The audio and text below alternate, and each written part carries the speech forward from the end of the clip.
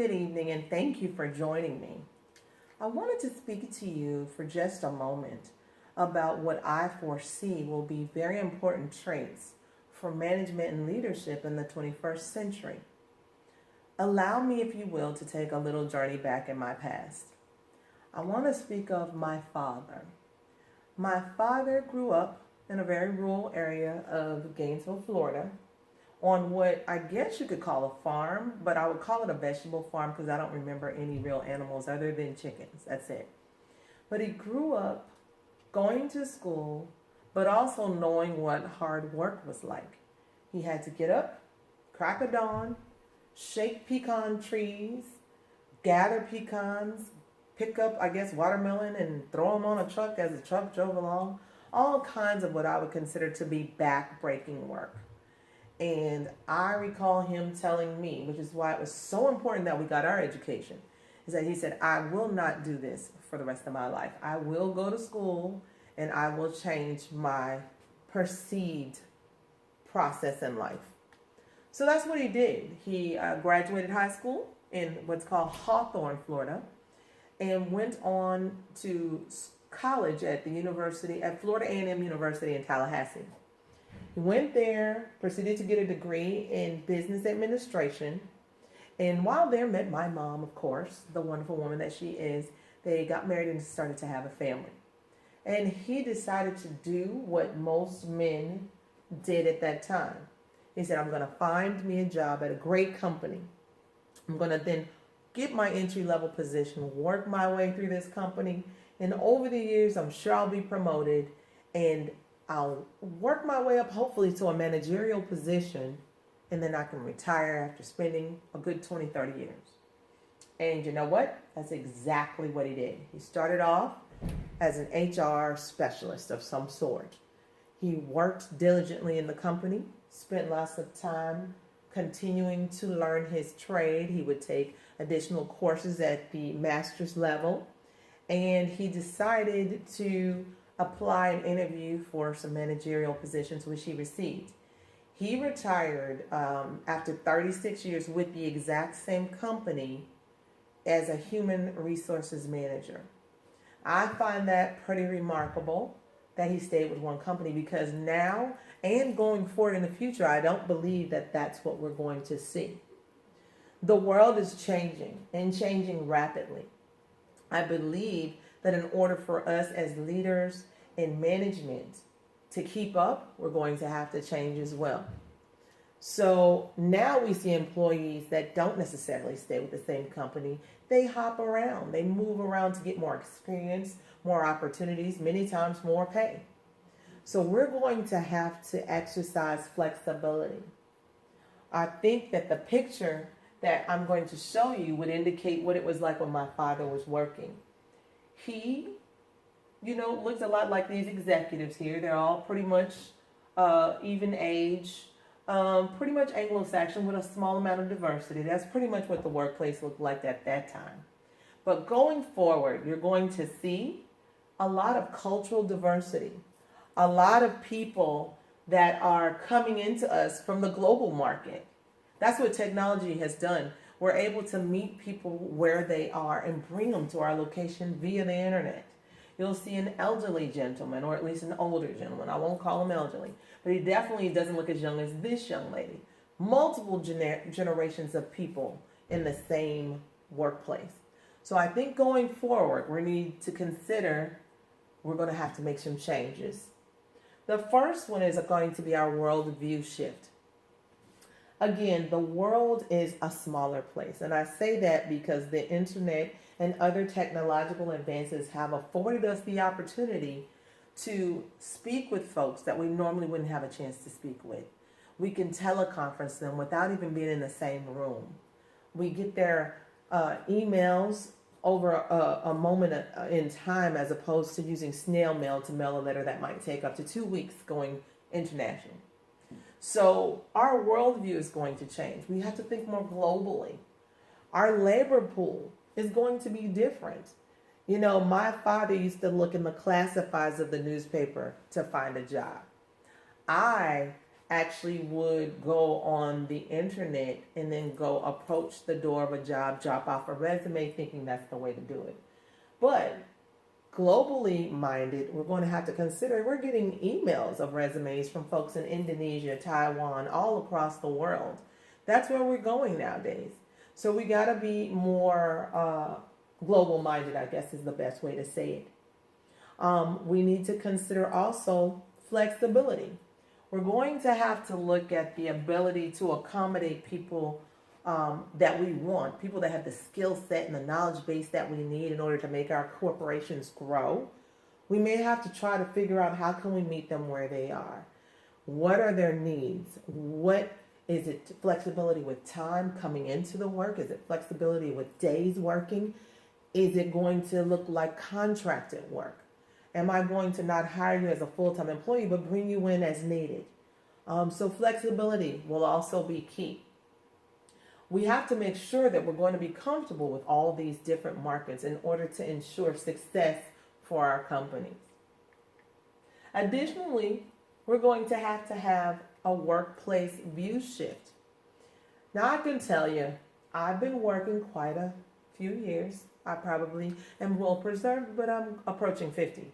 So I've had a lot of time to work. And typically my workplace environment has been such that I'll come in, I will either punch a time clock or in some other way let them know I am on the clock, so to speak. And then I'll work, maybe take a 15-minute break during a designated time. Then I'll take a lunch during a designated time. Then I'll take another 15 during that designated time, and then I'll leave. Typically an 8-hour day, punch in, punch out, I'm gone. Well, I really think that moving into the 21st century, again, in order to keep that person that we know is valuable to our bottom line, we may have to consider a more flexible workplace. And in that I mean, consider the fact that girl A, she may have a small child. Now, I don't want the fact that she's having child care issues to keep her from being able to come in and being a productive, viable person at the job. What can we do? If child care is only an issue for her in the morning, can we let her work an afternoon shift? She can still do her 8 hours, but can she do them starting instead of at 8, at 11, where she would then have someone else who could help her with child rearing? That is something that we need to be able to build our company around. Take boy B. He may have an elderly father at home because nowadays our parents and our relatives are living a lot longer, and thank God for it. So what do we do for them? Do we also say to him, hey, you can't work for us even though you're an expert in your area? We can't have it? No, let's consider, can we still have a level of accountability by still allowing him to work from home? Can we have the flexibility necessary to keep our employees able to take care of their responsibilities at home and still help us thrive as a company? Something to be considered. In addition to that, we may have to look at contracted workers.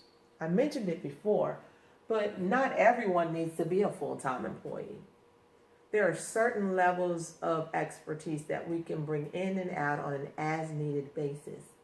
So that would be a strong consideration for the 21st century. So now that we've talked about our worldview shift and our workplace shift, our entire thought process as leaders and managers is going to have to shift in order for us to be productive going forward. We have to consider that our most precious commodity used to be whatever product we were selling or trying to market. We would try to figure out, okay, we bring these folks in working 9 to 5, get the most out of them that we could and send them home. We now realize our most precious commodity are our employees, because if we can keep them happy, keep them productive, give them a workplace environment that's going to make it conducive to getting the best work from them, and while they're doing it, being basically happy, you know, the old whistle while you work. If we can do that, then whatever commodity that we're selling is going to sell. And it's going to be an excellent product. So we have to consider as new century leaders that our precious commodity are our employees. And we need to build our assets up the best way we can. Our assets being our employees. We need to offer all kinds of professional development and extended learning opportunities. We need to have them working in teams and let them be a huge part of the decision-making process. As a leader, I need to not just delegate because those days are over. I need to be an enabler, allowing the growth to happen. As a matter of fact, ensuring that it does. Providing a workplace that is going to be thought-provoking and nurturing and not punitive, but productive. That's going to be my job going forward. That's a part of my mind shift. We also need to understand that we're going to have to learn to manage expert teams with expert people. So again, my job is to make sure that I give everyone all the processes and skills and opportunities that they need in order to be productive. And lastly, I have to talk about the leader and the manager themselves. It is extremely important that we recognize in ourselves that it's not top-down management anymore. We have to consider ourselves a vessel through which ideas and opportunities will spring.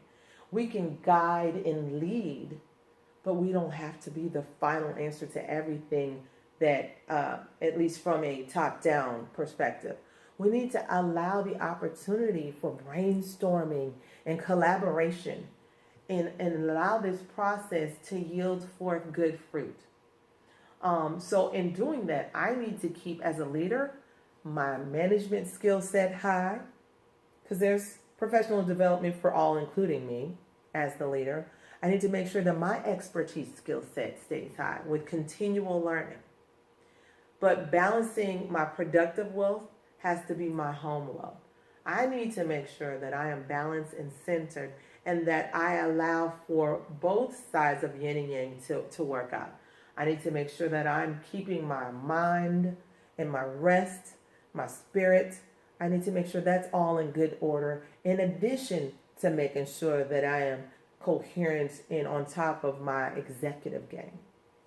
So these are all the different entities: workplace, worldview, workplace view, and our own thought process view. These are all the shifts that we need to make going forward in the 21st century in order for us to have a more productive and successful company. Thank you so much for your time.